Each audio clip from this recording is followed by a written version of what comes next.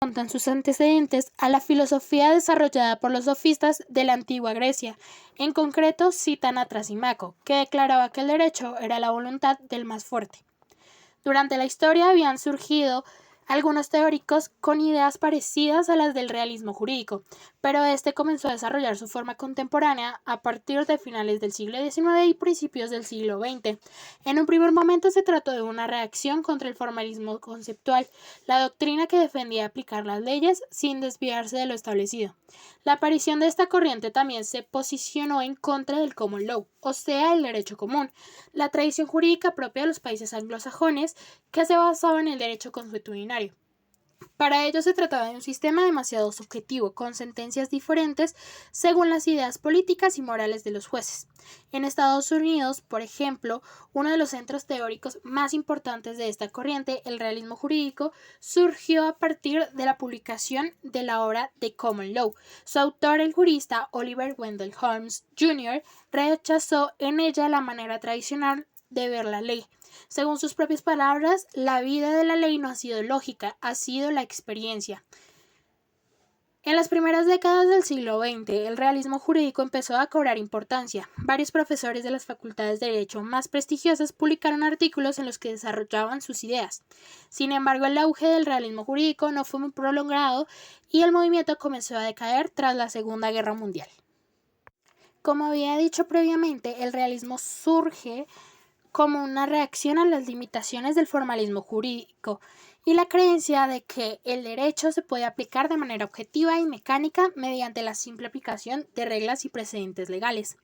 Los realistas jurídicos argumentaron que la decisión judicial no se basaba únicamente en reglas y leyes, sino que también está influenciada por factores subjetivos y sociales, como la experiencia personal de los jueces, sus valores y las circunstancias del caso en concreto. Por ejemplo, Oliver Wendell Holmes Jr. sostuvo que los jueces tomaban decisiones basadas en su propia interpretación de la justicia y en su comprensión de la realidad social, y que las reglas legales son solo una parte del proceso de toma de decisiones judiciales. En las escuelas del realismo jurídico, algunos expertos consideran que los sofistas griegos fueron la primera escuela de realismo jurídico. Según esto, las escuelas serían cuatro: la estadounidense, la genova, la escandinava y la creada por el francés Michel Troper. De estas cuatro se destacan especialmente la estadounidense y la escandinava, tanto por sus aportaciones teóricas como por su influencia. El realismo jurídico estadounidense, siendo el iniciador de esta escuela Oliver Wendell Holmes, quien afirmó que lo verdaderamente importante en el derecho no son las leyes, sino prever las decisiones de los tribunales en un caso determinado. Por eso la escuela estadounidense pone en foco varios puntos. El primero de ellos es que el derecho no debe ser un fin, sino un medio para conseguir los fines sociales que se persiguen. El segundo es que los cambios sociales se producen a mayor velocidad que los judiciales, por lo que se debe estudiar la influencia de los primeros que tienen sobre los segundos. La realidad jurídica, en definitiva, tiene que ajustarse a la realidad social, por lo que el derecho debe evolucionar constantemente. El tercer punto es que los miembros de este movimiento piensan que las leyes no determinan realmente lo sucedido por los jueces en última instancia. El cuarto consiste en que el ser y el deber ser no pueden ir unidos durante la investigación judicial. La escuela escandinava. Esta fue denominada también como Escuela de Uppsala. Surgió a raíz de la obra de Alex Hagenström, un filósofo sueco. Esta escuela se caracteriza principalmente por su defensa a ultranza del empirismo aplicado al derecho. Según Hagenström, la ciencia jurídica está repleta de conceptos irreales e incluso afirma que está basada en gran parte en la superstición. El autor considera que el derecho debe eliminar cualquier rastro de emocionalidad y centrarse en analizar de manera objetiva y científica la realidad de la disciplina. Como empiristas, los seguidores de esta escuela muestran un rechazo absoluto al objetivismo moral, ya que la moral es subjetiva y no puede utilizarse para establecer objetivos categóricos.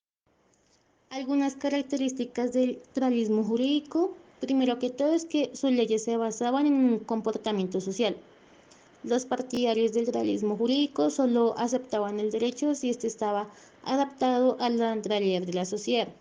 Para ellos, las leyes no debían obligar a un comportamiento ideal, sino que debían mantenerse observadas por la población en un momento determinado. Por ese motivo, los autores de este realismo jurídico mantenían una postura en la que los hechos debían ser el centro del derecho en lugar de las leyes, y lo importante era que los conjuntos normativos fueran acordes a los comportamientos sociales y tuvieran en cuenta los valores e intereses de los ciudadanos. Por otro lado, tenemos la función jurisdiccional. Esta se basa pues en que, aunque existían varias diferencias entre los teóricos del realismo jurídico, en general podía darse mucha importancia a la función jurisdiccional, ya que de esta forma las sentencias anteriores sobre un mismo tema se convertían en fundamentales a la hora de aplicar la ley. Otro tipo de características eran las filosóficas. Estas pues ya iban más allá del derecho, ya que en este caso el realismo jurídico era totalmente contrario a la metafísica, y esto afirmaba que la realidad no era más que lo que se experimentaba, y por eso el derecho debería ser empírico. Por otra parte, sus seguidores negaban la existencia de una moral no objetiva, y en relación con esto eran partidarios de la separación total entre el derecho y la moral. El realismo jurídico es una corriente de pensamiento legal que ha recibido críticas a lo largo de su historia. Algunas de las críticas más comunes incluyen el escepticismo moral. El realismo jurídico a menudo se asocia con escepticismo moral, ya que sostiene que el derecho se basa en decisiones políticas y sociales, en lugar de principios morales objetivos. Esto ha llevado a críticas de que el realismo jurídico no proporciona una base ética sólida para el derecho. 2. A falta de una guía normativa, los críticos argumentan que el realismo jurídico no ofrece una guía normativa clara para la toma de decisiones legales, lo que puede llevar a la arbitrariedad y a la falta de coherencia en las aplicaciones de la ley. 3. Enfoque descriptivo. Al centrarse en la descripción de cómo se toman las decisiones legales en la práctica, algunos críticos sostienen que el realismo jurídico pasa por alto la importancia de los valores y principios legales de la toma de decisiones judiciales. Cuarto, poco valor para la teoría del derecho. El realismo jurídico se ha centrado en gran medida en la observación empírica y cómo funcionan los tribunales, lo que ha llevado a críticas de que no contribuye significativamente a la teoría general del derecho. El realismo jurídico y su importancia en el derecho. Históricamente, los pensadores jurídicos han debatido acerca de las diferentes teorías o concepciones desde las cuales se fundamentan o se debe desempeñar el derecho en su sentido práctico. Entre ellas tenemos como más frecuentes el iusnaturalismo y el iuspositivismo, vertientes que nos traen posturas análogas sobre el derecho. La primera admite que el derecho natural es aquel ideal que no tiene limitaciones ni de tiempo ni de espacio, es innato del ser desde el punto de vista racionalista y de igual manera tiene sus variaciones religiosas que aprueban que un derecho viene de la divinidad.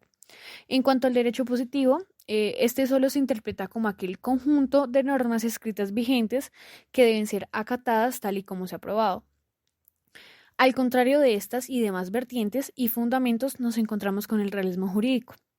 El realismo jurídico contiene algunas variantes, pero este generalmente concibe al derecho como aquella práctica real respecto al comportamiento del ser humano que deja de lado los impuestos ideales de justicia del derecho natural, al igual que los ordenamientos jurídicos positivos como en este derecho. El realismo jurídico es una manera de concebir el derecho desde los diferentes indicios de comportamiento de una sociedad y del ser humano, que busca la eficacia y pertinencia de las normas, que al contrario de otros fundamentos o teorías que buscan la justicia y la validez. Es decir, que los realistas jurídicos tienen una visión más práctica del derecho, tomando con gran consideración las decisiones de los tribunales y los jueces y cómo éstas fueron tomadas, los antecedentes y los comportamientos tanto de los involucrados en el proceso, así como también de los jueces que antecedieron a estas decisiones, factores conocidos como extrajurídicos.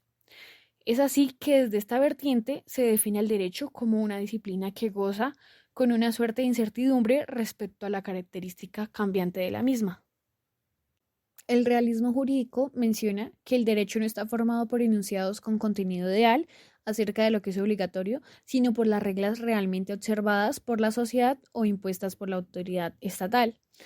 Es un enfoque hacia la práctica y las costumbres jurídicas de la comunidad, y asimismo critica el formalismo jurídico y sostiene que el derecho no es coherente ni completo, y que para los realistas es la decisión del juez lo que determina qué es y qué no es el derecho. Características y fundamentos del realismo jurídico. El realismo jurídico, muy cercano al sociologismo jurídico, consideraba que la eficiencia debía ser el objetivo principal de la aplicación de las leyes. Esto lo distinguía de corrientes como el positivismo jurídico, enfocado en la mera validez de las leyes, el justnaturalismo, que mantenía la supremacía de la idea de la justicia frente al propio derecho escrito, leyes basadas en el comportamiento social. Los partidarios del realismo jurídico solo aceptaban el derecho si estaba adaptado a la realidad de la sociedad.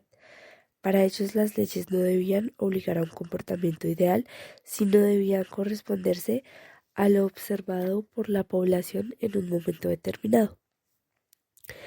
Por este motivo, los autores de esta corriente mantienen que los hechos debían ser el centro del derecho, en lugar que las leyes.